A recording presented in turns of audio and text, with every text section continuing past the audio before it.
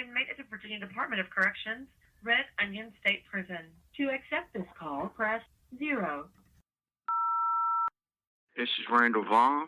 I'm currently serving 1,214 years for capital murder in Red Onion State Prison in the state of Virginia in the USA. And this is my podcast, Red Onion Randy. I hope you enjoy listening to me. Today, I'm going to talk about frustration because, quite frankly, this has been one of the worst weeks I've experienced in quite a few years. It's been a very, very terrible and rough week for me. And the reason why is this. I am ill-equipped to deal with frustration, and I have been so frustrated this week. It has destroyed every bit of peace and happiness I have. And there's two reasons why. I had someone that works here at Red Onion State Prison go online, because Virginia Department of Corrections has their own internal computer program service platform, whatever you call it, I don't know. And where it's all across the whole state, like every prison in the state, and including the regional director's offices and including the headquarters, they're all on the same computer platform, whatever the hell it's called. So everything is up there. Every inmate is up there, including the transfer list and all that stuff. And as y'all might remember from a previous podcast when I talked about, hey, I've finally been approved for my transfer and so on and so forth. Well, as it turns out, that may still be the case, but as of yesterday, my name is not in the system. It's not on the transfer list. So the transfer hasn't been put in yet, much less actually approved yet, even though David Robinson had said that it was, and the warden up here had called over to the sergeant's office and had the sergeant pull me out to his office and say, hey, where do you want to be transferred? So the fact that my name isn't in the computer system yet is really frustrating to me. But what really, really, really got to me was I have, as of right now, at last count, 27 tumors in my body. And 2 of them have some decent size to them. One of them is quite painful when it is painful. It's not painful all the time, but when it is, it literally stops me in my tracks. Like, I cannot walk when the pain hits. I have to stop what I'm doing and just massage the tumor just to get the pain to stop before I can move again, because it literally stops me in my tracks. So I've gone to medical for it, and they scheduled me for to go visit the doctor, Dr. D'Amato, and everything. And then, I went and I saw him just for a consultation only, and he scheduled me for surgery to have 2 of the large tumors cut out and biopsied. So I've been waiting for that. Monday comes, they call me over to medical, and they give me a COVID test, because before they can send anyone on the street for any visit whatsoever, the Department of Corrections has to test you for COVID. Because, if you got COVID, obviously they're not going to send you to a hospital or a doctor's office or whatnot with COVID. It's just not going to happen unless you're like really, really sick and have to be placed on a ventilator, and that's the only way you'll go with COVID. So I'm thinking, okay, they're going to come over to me on Monday night, and they're going to pack up some of my stuff, and they're going to take me to medical, because before you can have surgery, you can't eat a certain time in advance. Like, you have to fast, so that way, when they put you under and everything, you don't throw up and wind up choking on your own vomit, and so on and so forth. So I'm waiting Monday night. I done packed up all my stuff. I'm ready to go. They don't come get me. So, okay. So the next morning on Tuesday, they call me over to medical, and they take a couple vials of blood from me, and they do an EKG on my heart. So I'm thinking to myself, like, okay, you know what? I was actually born with a heart murmur. I actually have a hole the size of a quarter in my heart. So they want to make sure that I'm safe to be, put under and have the surgery and so on and so forth. So I'm like, all right, that's not a problem. So they're definitely going to get me Tuesday night. Well, Tuesday night, again, I'm waiting for them to come get me, but they don't ever get me. So, I'm frustrated about it. Like, man, what the hell is going on? Like, if, and I'm not saying they are, and I'm hoping they're not, but if they are cancer, if they are something serious, if they are malignant, then that means I have a very advanced, very aggressive stage of it. And these aren't tumors. This isn't the tumor that I've had in my right tibia since 2017. These are brand new tumors that have popped up across my legs and my lower back, and I got two in my arms, one in each arm. A couple on my stomach and one in my chest, or, up close to my chest. And these are just within the last couple of months that I've had these tumors. And new ones keep popping up. Like, usually about once a week, I'm averaging one or two new tumors a week. So, like, I'm really frustrated. Like, I don't want to go to the doctor and have it biopsied and tested to find out what the hell is going on with me. I need to. But yet, they don't come and get me Tuesday night. So, Wednesday, I'm frustrated. I don't know what the hell is going on. So, they call me to medical again. And they draw more blood from me, and the nurse tells me, we're sorry, but, your potassium didn't run. And I wanted to sit there and ask her, well, of course it didn't run. Y'all don't give us fruit. You can only get potassium from fruit. You can't get potassium from ramen noodles, which is the only thing I can eat, because I can't eat the damn trays. If I had to, then of course, but thank God I can buy ramen noodles at least.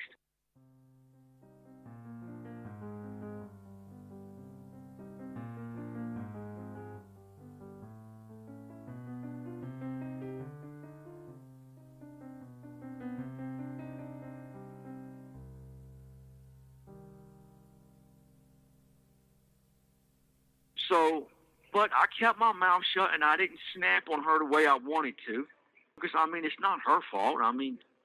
She don't work in the kitchen, so I can't abuse her for what the kitchen refuses to do.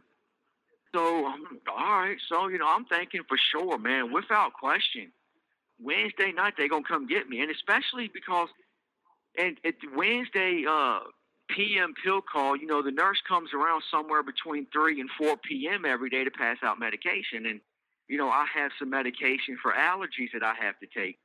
And when the nurse comes around, she says, sorry, Mr. Via, but your medication is on hold. You can't get your medication. So I'm like, all right, thank God, man. That means definitely if they're coming to get me Wednesday night, Thursday, I'm gonna have the surgery to remove a couple of the tumors and everything. And so I'm kind of happy about that. Wednesday night comes around. Again, I'm in the cell. I'm ready to go. I'm waiting for them to come get me. They don't come get me. Thursday, I'm waiting. I'm like, okay, well, maybe it's still on. Maybe, I don't know, But, yeah, Thursday, they don't come get me. Thursday night, they don't come get me. Friday, they don't come get me. And I'm just, like, I'm so frustrated. Then, I'm trying to talk to the COs and the sergeant and anybody else. I'm like, hey, what's going on? Like, why the hell am I not having my surgery? Because I even talked to a couple of the inmates in here just trying to get it off my chest, just to get the frustration off my chest. And, I'm like, look, man, this could just be my paranoia, and I hope it's just me being paranoid. But it's sad to say, like, I've had experiences with this before. It took me years just to get them to finally see me about the damn tumor in my leg. And they still haven't even biopsied that and told me what it really is. They gave me some damn name for it, but you can't tell that from a freaking x-ray machine. You have to cut it open to find out what type of tumor it is. So, I'm dealing with these people, and then I put in my eczema has come back because I can't go outside on the rec yard, because every time I go outside, the sun just causes my arms to itch and itch and itch. And I can't remember what it's called, but I have very, very fair skin. And I'm red-headed and everything. And so, like, the sun in middle age, like, really affects us. And, my arms have been itching for months on end. Like, right now, it's still itching. I'm actually scratching my arm right now because it's itching. And I haven't been outside in, like, a month and a half, except to walk to medical or something. So my eczema has come back, and I've put in request form after request form, and they've scheduled me to see the nurse, and every time they've canceled it, saying, oh, it's just about the tumors. Like, I've specifically put on there, doesn't have nothing to do with the tumors. I know I'm scheduled to see the doctor. I'll let him deal with it. I need to see you for this reason right here. And, like, when I go to sleep at night, I'm pretty sure I have sleep apnea. And because when I wake up in the morning, I struggle to breathe because my nose is so clogged up, and I'm more exhausted in the morning than I am before I go to sleep. Like, I don't get it. So like, I want to go find out what the hell is going on over here, and yet they keep canceling my appointment. So now, I had to put in another one this morning and everything. Like, I'm so frustrated. Like, I don't know how to deal with constant frustration because it throws me off my schedule. I need my schedule. That keeps me sane in here. I wake up at a certain time. I'll do my morning prayers at a certain time. I'll do my Bible study at a certain time. I'll work out at a certain time. I'll work on some of my novels at a certain time. Like, I'll come out for pod rec at a certain time. Like, I'll eat at a certain time. Like, I have everything down packed. I know what I'm going to do to the minute. And because I've been sitting here waiting to go to the damn, like, it's completely thrown me off. I haven't been working out. When I don't work out, man, that really, really gets to me and affects me because I need that stress release. That's the only way I can really get stress release in here is to work out. But at least last couple of days, I've barely prayed. I haven't done no Bible study. Like, I haven't done no work on nothing. I'm just pacing the floor trying to figure out, man, what the hell is going on? If the Department of Corrections wants me dead, okay, I can live with that. It is what it is. But at least have the courtesy of coming in and beating me to death. At least have the courtesy of taking me outside the prison fence and shooting me and then taking the shackles and cuffs off me and saying, oh, man, he climbed the fence and tried to escape. At least kill me that way, man. Don't sit there and just let me die of some fucking disease that y'all don't want to treat because y'all don't want to spend the money for it, or y'all are too lazy to do the paperwork, or whatever the hell the question is. So now I'm sitting here trying to figure out what's going on, and I finally did find out what's going on. It was what they told me. Whether it's true or not, I don't know, but hell, I guess I'll give them the benefit of the doubt. They said that it was Dr. D'Amato here in Pound, Virginia, that is the one, his office is the one that canceled the surgery. I don't know why they didn't tell me why, or what's going on, but my thing is, like, I had 27 tumors. Like, okay, there's a chance, I guess, 50-50 chance of whether they're malignant or they're benign, and I'm hoping they're benign, but hell, how do you know that? How can you tell? Get me to the surgery and cut the some bitches out. Like, they can literally do that here at Red Onion. Like, I've had them biopsy when it first got, my eczema first started popping up.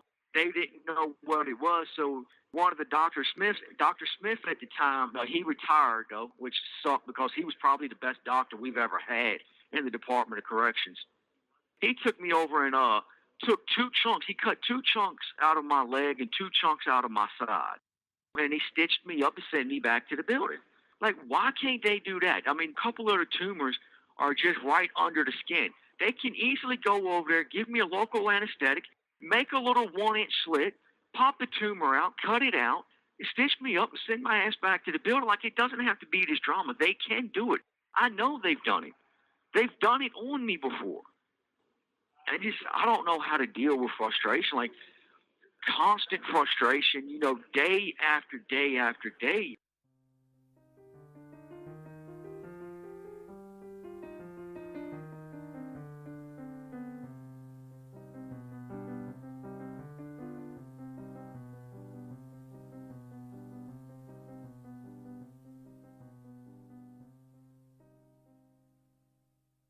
But I'm kind of looking at it a little bit differently. Like, I'm kind of glad that this happened because now I realize, hey, look, I have to work on this. I have to deal with frustration better than I deal with. Like, I've taught myself how to deal with anger. Hey, is this worth murdering somebody over? No? Okay, let it go. So now I have to find something that will allow me to deal with frustration without ruining my day. And I have no clue how I'm going to do that, but I'm going to do it because I need to do it.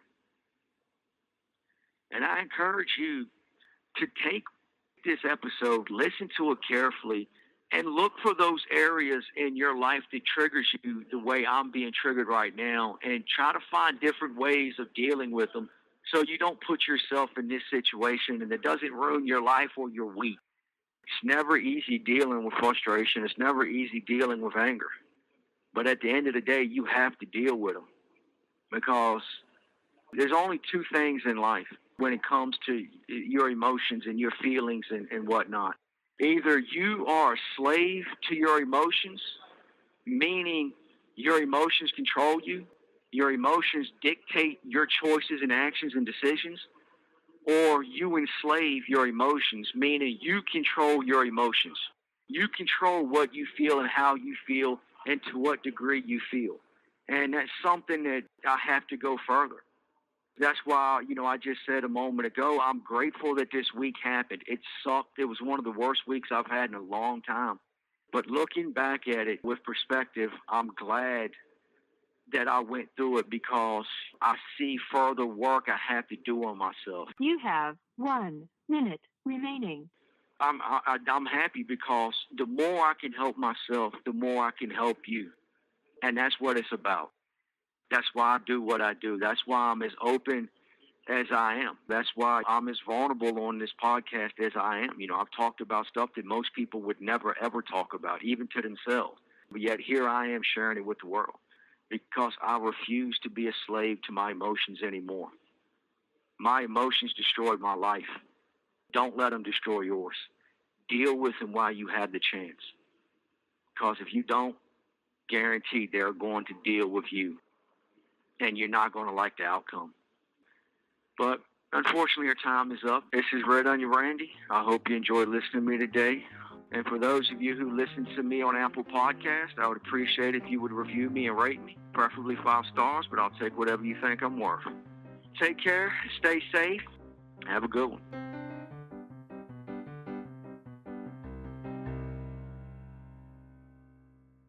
Thank you for using GTL.